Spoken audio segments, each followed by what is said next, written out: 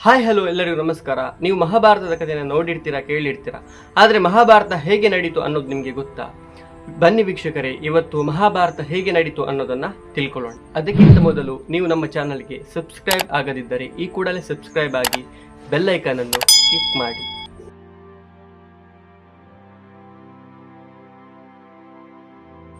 ಹಿಂದೆ ಬ್ರಹ್ಮದೇವ ಮೇರು ಪರ್ವತದ ತಪ್ಪಲಿನಲ್ಲಿ ಒಂದು ಓಲಗವನ್ನು ಏರ್ಪಡಿಸ್ತಾನೆ. ಆ ಓಲಗಕ್ಕೆ ಗಂಗೆ ಬಂದಾಗ ಅಕಸ್ಮಾತಾಗಿ ಅವಳ ವಸ್ತ್ರ ಕಳಚಿ ಕೆಳಗೆ ಬೀಳ್ತದೆ. ಇದನ್ನು ನೋಡಿದ ಸಕಲ ದೇವಾನು ದೇವತೆಗಳು ತಮ್ಮ ತಮ್ಮ ಕಣ್ಣುಗಳನ್ನು ಮುಚ್ಚಿಕೊಳ್ತಾರೆ. ಆದರೆ ವರುಣ ಮಾತ್ರ ಕಣ್ಮುಚ್ಚಿಕೊಳ್ಳದೆ ಹಾಗೆನೇ ಇರ್ತಾನೆ. ಇದನ್ನು ನೋಡಿದ ಬ್ರಹ್ಮದೇವ ವರುಣನಿಗೆ ಶಾಪ ಹಾಕ್ತಾನೆ, ನೀನು ಮಾನವನಾಗಿ ಭೂಮಂಡಲದಲ್ಲಿ ಜನಿಸು ಅಂತ. ಹಾಗೆ ಗಂಗೆ ನಿನ್ನದೇನು ತಪ್ಪಿಲ್ಲ, ನೀನು ಇದೇ ರೂಪದಿಂದ ಭೂಮಿಗಿಳಿದು ನಿನ್ನ ಪತಿಯನ್ನು ಕೂಡಿಕೋ ಅಂತ ಹಾರೈಸ್ತಾರೆ.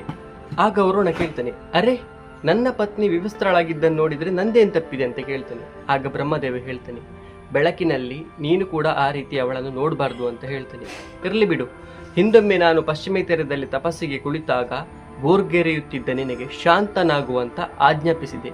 ಆದ್ರೆ ನೀನು ನನ್ನ ಮಾತನ್ನು ಕೇಳಲಿಲ್ಲ, ನೀನು ನನ್ನ ಮೇಲೆ ನೀರೆರಿಚಿದೆ. ಆದ್ರೆ ಇದೀಗ ಸಮಯ ಬಂದಿದೆ, ನೀನು ಭೂಲೋಕದಲ್ಲಿ ಶಾಂತಿಯಿಂದ ಇದ್ದು ಶಂತ ಎಂಬ ಹೆಸರಿನಿಂದ ಪ್ರಸಿದ್ಧನಾಗು ಅಂತ ಹೇಳ್ತಾರೆ ಬ್ರಹ್ಮದೇವ. ವಸುಗಳು ಅಂತ 8 ಮಂದಿರ್ತಾರೆ. ಇದರಲ್ಲಿ ಕೊನೆಯವನ ಹೆಸರು ದ್ಯುದ್ಯುಮ್ನ, ಇವನ ಹೆಂಡತಿ ಹೆಸರು ವಾರಾಂತಿ. ಇವಳಿಗೊಂದು ತನ್ನ ಗೆಳತಿಯನ್ನು ಅಮರಳನ್ನಾಗಿ ಮಾಡ್ಬೇಕಂತ ಆಸೆ ಇರ್ತದೆ. ಅದಕ್ಕೆ ತನ್ನ ಗಂಡನ ಬಳಿ ಅಮೃತ ತರಲಿಕ್ಕೆ ಹೇಳ್ತಾಳೆ. ಅವಳ ಒತ್ತಾಯಕ್ಕೆ ಮಣಿದ ದ್ಯುದ್ಯುಮ್ನನು ತನ್ನ ಅಷ್ಟೂ ಜನ ಅಣ್ಣಂದಿರೊಂದಿಗೆ ಸೇರಿ ಅಮೃತ ತರಲಿಕ್ಕೆ ವಶಿಷ್ಠ ಮುನಿಯ ಆಶ್ರಮಕ್ಕೆ ಹೊರಡ್ತಾರೆ. ಅಲ್ಲಿ ಕಾಮಧೇನುವಿನ ಕ್ಷೀರ ಹಿಂಡ್ಲಿಕ್ಕೆ ಒತ್ತಾಯಿಸ್ತಾರೆ. ಆಗ ವಶಿಷ್ಠ ಮುನಿಗೆ ಸಿಟ್ಟು ಬಂದು, ನೀವು 7 ಜನ ಕೂಡ ದ್ಯುದ್ಯುಮ್ನನಿಗೆ ಸಹಾಯ ಮಾಡಲು ಬಂದಿದ್ದರಿಂದ ನೀವು 7 ಜನ ಕೂಡ ಭೂಮಿಯ ಮೇಲೆ ಮಾನವರಾಗಿ ಜನಿಸಿ ಈ ಕೂಡಲೇ ಮರಣ ಹೊಂದಿ ಅಂತ ಶಾಪ ಹಾಕ್ತಾರೆ.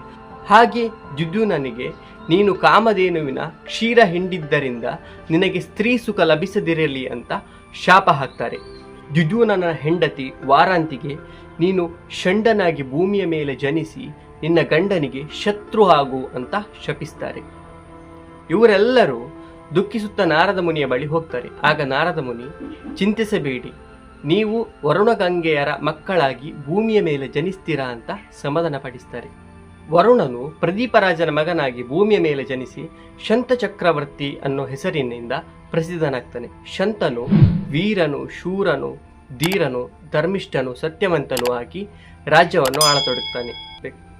ಈ ಶಂತ ಚಕ್ರವರ್ತಿಗೆ ಬೇಟೆಯಾಡುವುದಂದ್ರೆ ತುಂಬಾ ಇಂಟ್ರೆಸ್ಟ್. ಹಾಗೆ ಯಾವಾಗಲೂ ಕಾಡಿನಲ್ಲೇ ಇರ್ತಾನೆ. ಒಂದು ದಿವಸ ಬೇಟೆಯಾಡ್ತಾ ಕಾಡಿನಲ್ಲಿ ಹೋಗ್ತಿರ್ಬೇಕಾದ್ರೆ ಗಂಗಾ ನದಿಯ ತೀರದಲ್ಲಿ ಒಬ್ಳು ಸರ್ವಾಂಗ ಸುಂದರಿಯನ್ನು ನೋಡ್ತಾನೆ. ಅವಳನ್ನು ಮೋಹಿಸಿ ಅವಳೆಡೆಗೆ ಸಾಕ್ತಾನೆ. ಆ ಚೆಲುವೆಯ ಬಳಿ ಹೋಗಿ, ಸುಂದರಿ, ನೀನಾರು? ದೇವತೆಯು, ಅಪ್ಸರೆಯು, ಗಂಧರ್ವಳು, ಯಾರು ನೀನು ಅಂತ ಮೃದು ವಚನಗಳಿಂದ ಕೇಳ್ತಾನೆ. ಮತ್ತು ನನ್ನನ್ನು ವಿವಾಹವಾಗು ಅಂತ ಕೇಳಿಕೊಳ್ತಾನೆ. ಆಗ ಸುಂದರಿಯು, ರಾಜ, ನೀನು ಹೇಗಿದ್ದರೂ ನಾನು ನಿನ್ನನ್ನು ವಿವಾಹವಾಗುತ್ತೇನೆ. ಆದರೆ ನಾನು ಏನೇ ಕಾರ್ಯ ಮಾಡಿದರೂ ಯಾಕೆ ಮಾಡಿದಿ ಅಂತ ನನ್ನನ್ನು ಪ್ರಶ್ನೆ ಮಾಡಬಾರದು. ಒಂದು ವೇಳೆ ನೀನು ಪ್ರಶ್ನೆ ಮಾಡಿದರೆ ಆ ಕ್ಷಣವೇ ನಾನು ನಿನ್ನನ್ನು ಬಿಟ್ಟು ಹೋಗುವೆ ಎಂದು ಹೇಳ್ತಾಳೆ. ಹೀಗೆ ಶಂತನು ಆಕೆಯ ಷರತ್ತನ್ನು ಒಪ್ಪಿ ಅವಳನ್ನು ವಿಧಿಪೂರ್ವಕವಾಗಿ ಮದುವೆಯಾಗ್ತಾನೆ. ಮದುವೆಯಾಗಿ ಸುಖವಾಗಿ ಅವಳ ಜೊತೆ ನವರಸಗಳನ್ನು ಉಣ್ಣುತ್ತಾ ಸಂಸಾರ ಮಾಡ್ತಾನೆ. ಹೀಗಿರ್ಬೇಕಾದ್ರೆ ಶಂತನು ಅವಳಿಂದ 7 ಜನ ಮಕ್ಕಳನ್ನು ಪಡಿತಾನೆ. ಹಾಗೆಯೇ ಈ ಸ್ತ್ರೀಯು ಆ 7 ಜನ ಮಕ್ಕಳನ್ನು ಕೂಡ ಹೆರಿಗೆಯಾದೊಡನೆ ಗಂಗೆಯಲ್ಲಿ ಮುಳುಗಿಸಿ ಸಾಯಿಸಿಬಿಡ್ತಾಳೆ. ಇದನ್ನೆಲ್ಲ ನೋಡಿದ ಶಂತನು ನೋಡದ ಹಾಗೆ ಮನಸ್ಸಲ್ಲೇ ದುಃಖಿಸ್ತಾ ಸುಮ್ಮನಿದ್ದು ಬಿಡ್ತಾನೆ. ಯಾಕಂದ್ರೆ ಎಲ್ಲಿ ಪ್ರಶ್ನೆ ಮಾಡಿದರೆ ಅವಳು ನನ್ನನ್ನು ಬಿಟ್ಟು ಹೋಗ್ತಾಳೆ ಅಂತ. 8ನೇ ಸಲ ಗರ್ಭಧರಿಸಿದ ಆ ಸ್ತ್ರೀಯು ಒಂದು ಗಂಡು ಮಗುವಿಗೆ ಜನ್ಮ ನೀಡ್ತಾಳೆ. ಇದನ್ನು ಕೂಡ ಗಂಗೆಯಲ್ಲಿ ಮುಳುಗಿಸೋಣ ಅಂತ ಹೊರಡ್ತಾಳೆ.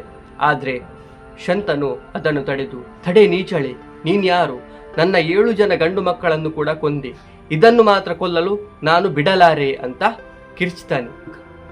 ಆಗ ಸ್ತ್ರೀಯು ಶಾಂತವಾಗಿ ನುಡಿತಾಳೆ, ರಾಜ, ನೀನು ನನ್ನ ಷರತ್ತನ್ನು ಮುರಿದೆ, ನಾನಿನ್ನು ಹೊರಡುವೆ. ನಾನು ಜಾಹ್ನವಿನ ಮಗಳು ಗಂಗೆ ಅಂತ ಹೇಳ್ತಾಳೆ. ಈ 8 ಜನ ವಸುಗಳು ನನ್ನ ಉದರದಲ್ಲಿ ಜನಿಸಿ ಬಂದವರು.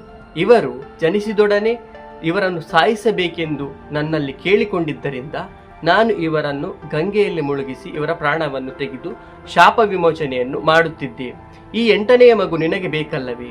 ಇವನು ಪ್ರಾಯಕ್ಕೆ ಬಂದ ನಂತರ ನಾನು ನಿನಗೆ ಇವನನ್ನು ತಂದುಕೊಡುವೆ ಅಂತ ಹೇಳಿ ಆ ಮಗುವಿನೊಂದಿಗೆ ಮಾಯವಾಗ್ತಾಳೆ. ಮುಂದೆ ಆ ಮಗು ಏನಾಗುತ್ತೆ, ಆ ಮಗು ಯಾರು ಅಂತ ತಿಳ್ಕೊಳ್ಳೋಣ. ಧನ್ಯವಾದಗಳು.